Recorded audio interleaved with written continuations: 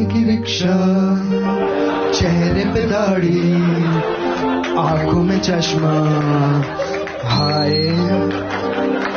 थाने की रिक्शा, चेहरे पे दाढ़ी, आंखों में चश्मा, हाय।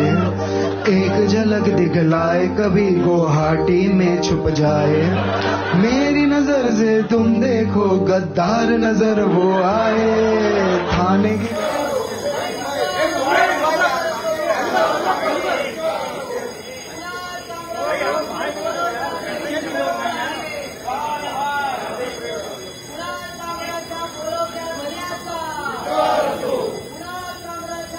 कुणाल कामरा ही जी वृत्ती आहे, आपण पाहिलं असेल की मागच्या काळामध्ये केंद्र सरकारवर आदरणीय मोदीजीवर यांनी कायम टीका करण्याचं काम केलेलं आहे आणि आता सध्या त्यांचं दुकान बंद झाल्यामुळे त्यांनी आता या ठिकाणी आदरणीय शिंदे साहेबांवर टीका करण्याचा प्रयत्न केला आहे। एका हातामध्ये संविधान दाखवत आहेत, त्या संविधानाच्या भरोशावरच रिक्षावाला या राज्याचा मुख्यमंत्री झाला।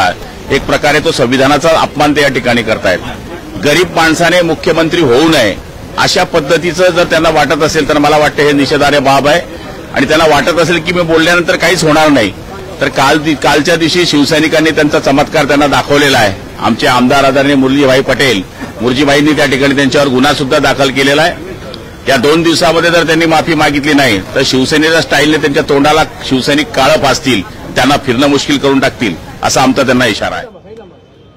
ही जी कीड आपण पाळतोय ना महाराष्ट्रामध्ये, यांना कुठेतरी थांबवलं पाहिजे। तुम्ही कॉमेडी करा ना, तुझ्या कॉमेडीला कोण इकडे भीक घालतो, पण तू आमच्या आस्थेवर बोललास, आमच्या नेत्यांवर बोललास आणि ज्या भाषेत तू बोलायला पाहिजे ना ते गपचूप तुझ्या त्या चौकटीमध्ये बोलायचं।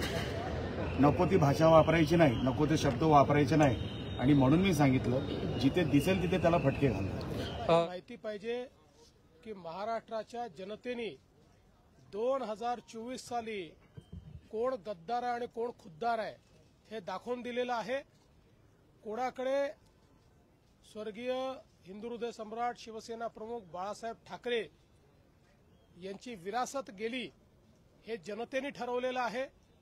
त्यामुळे अशा प्रकारे खालच्या दर्जाची कॉमेडी करून आणि राज्यातल्या माजी मुख्यमंत्री, आताचे उपमुख्यमंत्री, राज्यातले वरिष्ठ नेते ज्यांच्याबद्दल राज्यातल्या जनतेमध्ये आदर आहे त्यांच्याबद्दल अशा प्रकारचा अनादर करण्याचा कोणालाही अधिकार नाही।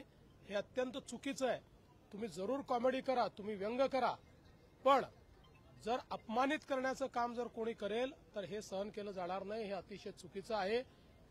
कामरांनी माफी मागितली पाहिजे आणि ते जे संविधानाचं पुस्तक दाखवत आहेत त्यांनी जर संविधान वाचलं असेल किंवा संविधानाची त्यांना जर माहिती असेल तर संविधानानेच सांगितलेलं आहे की स्वातंत्र्याचा स्वैराचार करता येणार नाही, दुसऱ्याच्या स्वातंत्र्यावर तुम्हाला अतिक्रमण करता येणार नाही आणि म्हणून आमची मागणी आहे की त्यांनी या ठिकाणी माफी मागितली पाहिजे। कुणाल कामरांनी जे काय गाणं बनवलं आणि जे काय टिंगल-टावळी करण्याचा प्रयत्न केला, एक या राज्याचे माजी मुख्यमंत्री आणि आताचे उपमुख्यमंत्री आणि त्यांना नाहक चुकीच्या पद्धतीने जे काय गाणं बनवलं किंवा जे काय वक्तव्य केलं त्यावर आम्ही जाहीर त्याचा निषेध करतो आणि तो ज्या प्रमाणे वागलाय त्याप्रमाणे आमचे शिवसैनिक त्याला उत्तर देतील।